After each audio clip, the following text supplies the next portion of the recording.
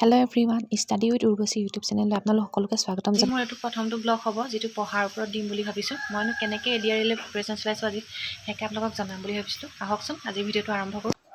মই প্ৰথম লুচেণ্টৰ পৰা অলিম্পিক গেমছৰ বিষয়ে অকণমান নোট বনাই আছিলোঁ তো তাৰ কাৰণে সেই নোটখিনি মই আপোনালোকক পিছত দিম মই কেনেকৈ বনাইছোঁ মই কিন্তু অসমীয়াত বনোৱা নাই যদি পাৰোঁ অসমীয়াত বনাবলৈ চেষ্টা কৰিম মই আজি প্ৰথম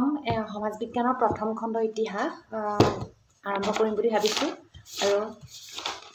ইয়াত মই যি মেইন পইণ্ট সেইখিনি মই এনেকৈ হাইলাইট কৰি গৈছোঁ যাতে মোক পঢ়িবলৈ সুবিধা হয় গোটেইখিনি ইমান পঢ়িবলৈ প্ৰয়োজন নাই যিখিনি আপুনি প্ৰয়োজন বুলি ভাবে সেইখিনি পঢ়িলেই হ'ব মই কিনো হাইলাইট কৰি গৈছোঁ দেখুৱাম ৰ'ব আপোনালোকক ভাৰতবৰ্ষলৈ ইউৰোপীয়সকলৰ আগমন আৰু এইখিনি ইমান ইম্পৰ্টেণ্ট নহয় কিন্তু মই পঢ়ি গৈছিলোঁ মই প্ৰথম এইখিনিৰ পৰা আৰম্ভ কৰিছিলোঁ যে 1487 খ্ৰীষ্টাব্দত পৰ্তুগীজ নাবিক ভাৰ্টল মিউ ডিয়াজে আফ্ৰিকা মহাদেশৰ দক্ষিণ দিশত অৱস্থিত উত্তমাখা অন্তৰীপত উপস্থিত হ'ব পাৰিছিল 10 বছৰৰ পিছত আন এজন নাবিক ভাস্কো দা গামাই ডিয়াজক অনুসৰণ কৰি 1498 খ্ৰীষ্টাব্দত দক্ষিণ ভাৰতৰ কালিকট বন্দৰত উপস্থিত হৈছিল আৰু এইখিনি মই পঢ়া নাই আকৌ পঢ়িছোঁ এইখিনি ভাৰতবৰ্ষলৈ ইংৰাজসকলৰ আগমন পৰ্তুগীজসকলৰ দৰে ইংৰাজ নাবিকসকলেও নতুন সাগৰীয় পথৰ অন্বেষণত মনোযোগ দিছিল 1580 খ্ৰীষ্টাব্দত ফ্ৰান্সিছ ড্ৰেক নামৰ এজন ইংৰাজ নাবিকে জলপথেৰে পৃথিৱী প্ৰদক্ষিণ কৰিবলৈ সমৰ্থবান হৈছিল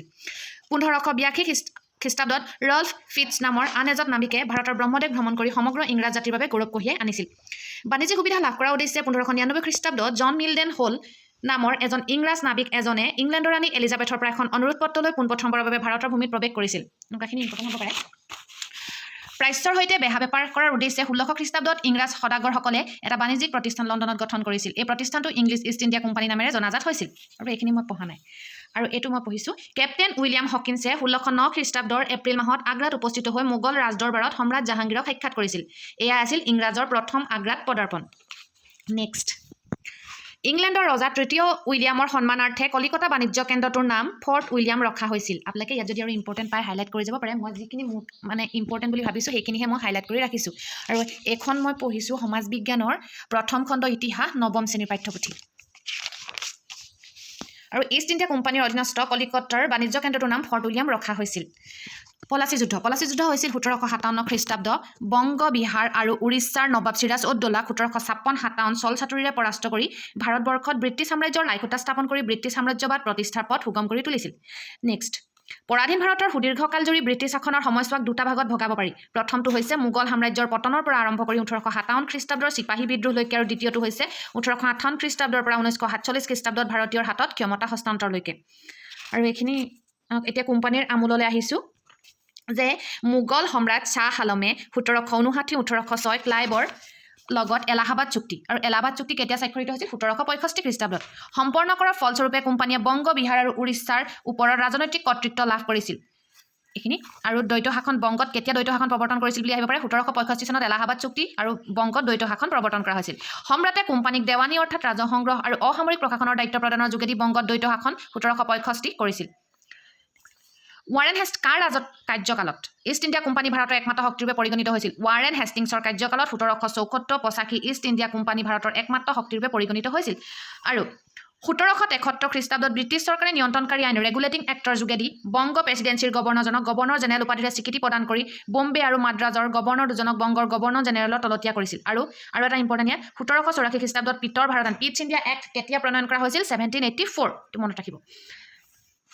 চিপাহী বিদ্ৰোহৰ সূচনা আৰু এইটো আহিব যে লৰ্ড ডেলহাউচিৰ পিছত গভৰ্ণৰ জেনেৰেলৰ পদ কোনে পাইছিল লৰ্ড কেনিঙে লৰ্ড ডেলহাউচি বিদায় গ্ৰহণ 1856 কৰাৰ পাছত লৰ্ড কেনিঙে 1856-62 গভৰ্ণৰ জেনেৰেলৰ পদ লৈছিল আৰু নেক্সট 1857 খ্ৰীষ্টাব্দৰ 29 মাৰ্চ তাৰিখে 34 নং দেশীয় পদাতিক বাহিনীৰ চিপাহী মংগল পাণ্ডে বেৰেকপুৰ চিপাহী ছাউনীত ইংৰাজ বিষয়াৰ গালৈ গুলীবৰ্ষণ কৰি চিপাহী বিদ্ৰোহৰ সূচনা কৰিছিল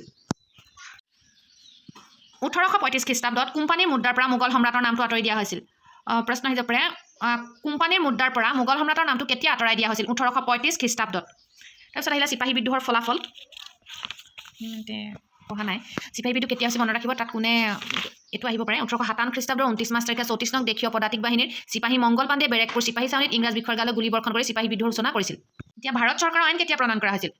গভৰ্ণমেণ্ট অফ ইণ্ডিয়া এক্ট 1858 অৰ্থাৎ ব্ৰিটিছ সংসদে 1858 খ্ৰীষ্টাব্দৰ 2 আগষ্ট তাৰিখে ভাৰত চৰকাৰ আইন গভৰ্ণমেণ্ট অফ ইণ্ডিয়া এক্ট 1858 প্ৰণয়ন কৰিছিল এই আইনে ইংলেণ্ডৰ চৰকাৰক পোনপটীয়াকৈ ভাৰত শাসন কৰাৰ ক্ষমতা দিছিল এতিয়া আহিলে লৰ্ড কেনিং ইংলেণ্ডৰ ৰাণীৰ প্ৰত্যক্ষ শাসন আৰু ভাইচৰয় লৰ্ড কেনিঙৰ দ্বিতীয় কাৰ্যকাল লৰ্ড কেনিঙে তেওঁৰ দ্বিতীয়টো কাৰ্যকালত ভাইচৰয় হিচাপে আৰ্থিক দিশটোৰ ওপৰত বিশেষ মনোযোগ দিছিল বিদ্ৰোহে জুৰুলা কৰা আৰ্থিক অৱস্থা সবল কৰি তুলিবলৈ চেষ্টা কৰিছিল তেওঁ বিত্ত বিশেষজ্ঞ জেমছ উইলছন আৰু ছেমুৱেলক ভাৰতলৈ মতাই আনি এই দিশত তেওঁলোকৰ দিহা পৰামৰ্শ গ্ৰহণ কৰিছিল বিশেষজ্ঞ দুগৰাকীৰ পৰামৰ্শৰ ভিত্তিত প্ৰথমবাৰৰ বাবে পৰীক্ষামূলকভাৱে বাৰ্ষিক 500 টকাত বা তাতোধিক উপাৰ্জন কৰা লোকৰ ওপৰত আয়কৰ বহুৱাইছিল আমদানিকৃত সামগ্ৰীৰ ওপৰত শতকৰা 10% আমদানি শুল্ক ধাৰ্য কৰিছিল 1859 খ্ৰীষ্টাব্দত বংগ ৰাজৰ নামৰ আইন প্ৰণয়ন কৰি চিৰস্থায়ী বন্দোবস্তৰ সৃষ্টি কৰি যোৱা খেলিমেলিৰ অৱসান ঘটাইছিল নেক্সট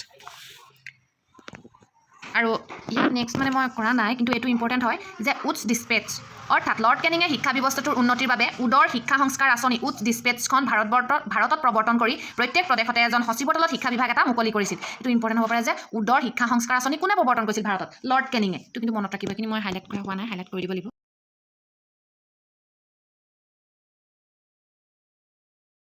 যে উডছ ডিছপেটছ কোনে প্ৰৱৰ্তন কৰিছিল আৰু উডছ ডিছপেটছ প্ৰৱৰ্তন কৰিছিল লৰ্ড কেনিঙে এতিয়া 1861 খ্ৰীষ্টাব্দৰ ভাৰত পৰিষদ আইন ভাৰতীয় পৰিষদ আইন কেতিয়া প্ৰণয়ন কৰা হৈছিল আৰু কোনে কৰিছিল 1861 খ্ৰীষ্টাব্দত ব্ৰিটিছ সংসদে ভাৰতীয় পৰিষদ আইন নামৰ এখন আইন প্ৰণয়ন কৰিছিল 1861 খ্ৰীষ্টাব্দত ব্ৰিটিছ সংসদে ভাৰতীয় পৰিষদ আইন নামৰ এখন আইন প্ৰণয়ন কৰিছিল আৰু এই আইনখনৰ উদ্দেশ্য কি আছিল আধুনিক প্ৰশাসন ব্যৱস্থাটোৰ সৈতে শিক্ষিত ভাৰতীয়ক চিনাকি কৰি দিয়া নেক্সট ভাৰতবৰ্ষৰ আধুনিক প্ৰশাসনৰ ইতিহাসত প্ৰথমবাৰৰ বাবে দেশীয় প্ৰতিনিধিৰ অন্তৰ্ভুক্তিৰে শুভাৰম্ভ 1861 খ্ৰীষ্টাব্দৰ ভাৰতীয় পৰিষদ আইনৰ যোগেদি হৈছিল এতিয়া আহিলো স্থানীয় স্বায়ত্ত শাসনলৈ ভাইচৰয় লৰ্ড মেয়ৰৰ কাৰ্যকাল 1869-62 গ্ৰহণ কৰা বিত্তীয় বিকেন্দ্ৰীকৰণ প্ৰস্তাৱে ভাৰতবৰ্ষত স্থানীয় স্বায়ত্ত শাসন ব্যৱস্থাৰ বাট মুকলি কৰিছিল 1870 খ্ৰীষ্টাব্দৰ 14 ডিচেম্বৰ তাৰিখৰ পৰা কাৰ্যকৰী হোৱা বিত্তীয় বিকেন্দ্ৰীকৰণ প্ৰস্তাৱৰ যোগেদি শিক্ষা স্বাস্থ্য পঞ্জীয়ন জেল পুলিচ আদি বিভাগৰ দায়িত্ব প্ৰদেশবিলাকক দিয়া হৈছিল মেয়ৰ বিত্তীয় বিকেন্দ্ৰীকৰণৰ প্ৰস্তাৱৰ আঁত ধৰি লৰ্ড ৰিপনে 1880-84 ভাৰতবৰ্ষত স্বায়ত্ত শাসনৰ ভেটিটো নিৰ্মাণ কৰিছিল প্ৰশ্ন এতিয়া অসামৰিক সেৱাৰ ভাৰতীয়কৰণ এতিয়া ইয়াত ইম্পৰ্টেণ্ট হৈছে 1793 খ্ৰীষ্টাব্দৰ নিয়ন্ত্ৰণকাৰী আইন ৰেগুলেটিং এক্ট 1793 অনুসৰি ভাৰত প্ৰশাসনৰ উচ্চ পদবীসমূহ কোম্পানীৰ অংগীকাৰবদ্ধ কৰ্মচাৰীৰ বাবেহে সংৰক্ষিত কৰি ৰখাৰ নিয়ম বলবৎ কৰা হৈছিল নেক্সট 1853 খ্ৰীষ্টাব্দৰ চনদে লোকসেৱাৰ বাবে প্ৰতিযোগিতামূলক পৰীক্ষা অনুষ্ঠিত কৰাৰ বাবে নিৰ্দেশ দিছিল ভাৰতীয় লোককো এই পৰীক্ষাত অৱতীৰ্ণ হোৱাৰ বাবে অনুমতি দিছিল কিন্তু এই পৰীক্ষা ইংলেণ্ডত অনুষ্ঠিত হোৱাৰ বাবে অতি সামান্য সংখ্যক ভাৰতীয়হে ইয়াক অৱতীৰ্ণ হ'ব পাৰিছিল ইম্পৰ্টেণ্ট কথা আৰু এটা ভাইচৰয় লৰ্ড লিটনৰ কাৰ্যকালত 1876-80 ভাৰতীয় লোকসেৱাৰ পৰীক্ষাৰ্থীৰ বয়স 21 বছৰৰ পৰা 19 বছৰলৈ হ্ৰাস কৰিছিল আৰু ইয়াত এটা ইম্পৰ্টেণ্ট আছে যে অসমৰ প্ৰথম আৰু ভাৰতৰ ষষ্ঠ ভাৰতীয় লোকসেৱা ICS পদবী লাভ কৰোঁতা 1872 অসমৰ প্ৰথম স্নাতক অসমৰ প্ৰথম আৰু ভাৰতৰ ষষ্ঠ ভাৰতীয় লোকসেৱা ICS পদবী লাভ কৰোঁতা প্ৰথম অসমীয়া কোন আনন্দৰাম বৰুৱা নেক্সটটো ভাৰতৰ প্ৰথম ভাৰতীয় লোকসেৱা ICS পদবী লাভ কৰোঁতা প্ৰথমজন ভাৰতীয় কোন সত্যেন্দ্ৰনাথ ঠাকুৰ কিমান চনত লাভ কৰিছিল 1864 চনত আৰু আনন্দৰাম বৰুৱাই 1872 চনত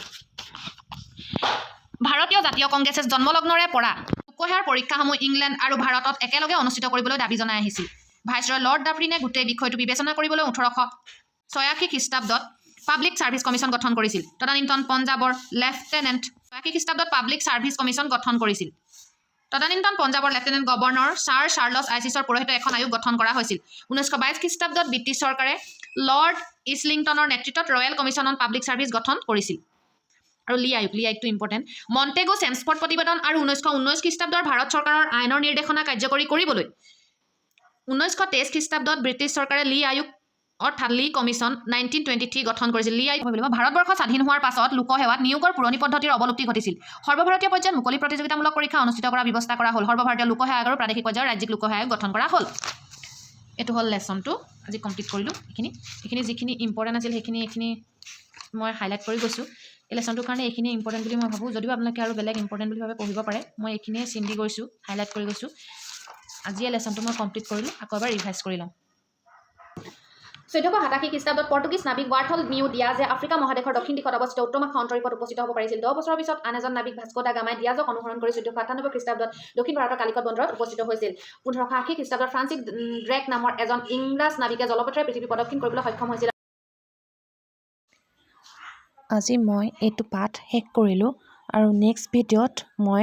নেক্সট পাঠটো পঢ়িবলৈ আৰম্ভ কৰিম আৰু এনেকৈ ৰিভিজন কৰি যাম এনেকৈ মোৰো মুখস্থ হয় আৰু আপোনালোকেও কিবা এটা দিব পাৰিছোঁ বুলি আশা কৰিছোঁ নাজানো কিমান দূৰ সফল হ'ব পাৰোঁ কিন্তু নিজৰ ফালৰ পৰা চেষ্টা কৰি যাম আৰু আগবাঢ়িবলৈ চেষ্টা কৰিম মই বিশেষকৈ স্কুলৰ পৰা পঢ়িবলৈ সময় নাপাওঁ কিন্তু যিকণ সময় পাওঁ এনেকৈ পঢ়াত দিবলৈ চেষ্টা কৰোঁ আৰু তাৰ মাজতে ল'ৰা ছোৱালীবোৰতো থাকেই তাৰোপৰি ভাত বনোৱা শাক বনোৱা এইখিনিতো থাকেই ৰন্ধা বঢ়া কামতো লাগিবলগীয়া হয় তাৰোপৰি টিউশ্যন থাকে টিউশ্যনৰ উপৰিও স্কুল থাকে স্কুলৰ পৰা সময় উলিয়াই যিকণ সময় তেওঁ এই পঢ়াত মন দিবলৈ চেষ্টা কৰিছোঁ ভাবিছোঁ এই ভিডিঅ'টোৰ পৰা আপোনালোকৰো কিছু লাভ হৈছে আচলতে পঢ়াৰ কোনো সময় নাথাকে পঢ়াৰ সময় নিজেই উলিয়াই ল'ব লাগিব বহুত ব্যস্ততাৰ মাজতো পঢ়াৰ মনোযোগিতাটো বঢ়াব লাগিব পঢ়িবলৈ যেনে তেনে হ'লেও অলপ সময় উলিয়াই নিজক সময় দিয়ক এদিন নিশ্চয় সফল হ'ব পাৰিব আজি মই ভাৰতবৰ্ষলৈ ইউৰোপীয়সকলৰ আগমন সম্পূৰ্ণ কৰিলোঁ আৰু অলপ সময় ৰেষ্ট লৈ পেলাই এখন নেক্সট লেচনটো আৰম্ভ কৰিম আশা কৰোঁ ভিডিঅ'টো চাই ভাল পালে